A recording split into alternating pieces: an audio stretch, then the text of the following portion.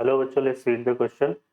Question says, if in a triangle ABC cos 3a plus cos 3b plus cos 3c equal to 1, then the one angle must be exactly equal to.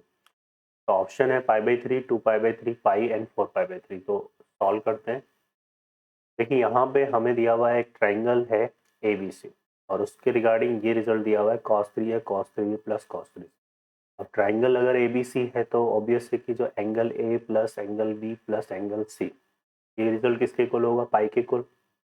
और इसको हम अगर simplify करते हैं यहाँ से, तो cos three A plus cos three भी है, तो यहाँ पे हम cos C plus cos T का फार्मूला अप्लाई करेंगे, तो ये बनेगा twice of cos three A plus three B by two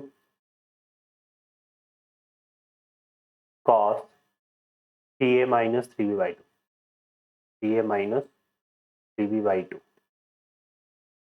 plus cos three C equal to कितना आ रहा है? One.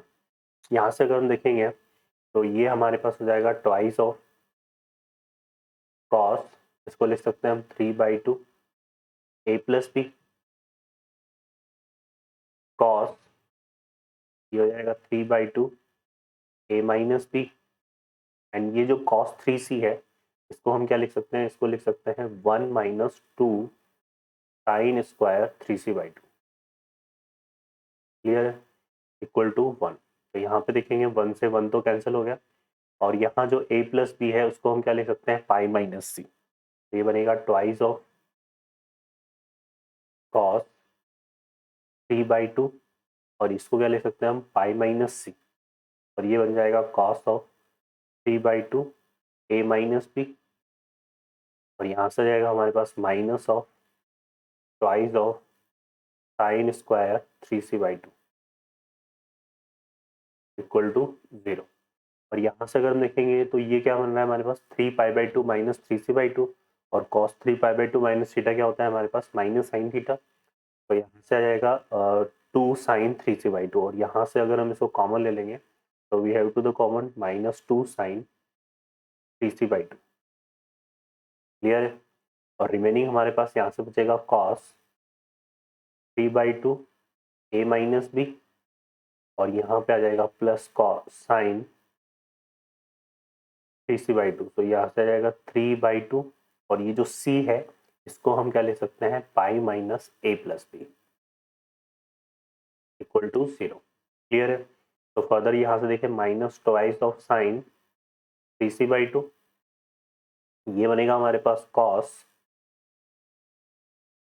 Three by two A minus B, और यहाँ से बनेगा sine three pi by two minus theta, तो हो जाएगा minus cos theta, so minus cos of A plus B by two, three by two A plus B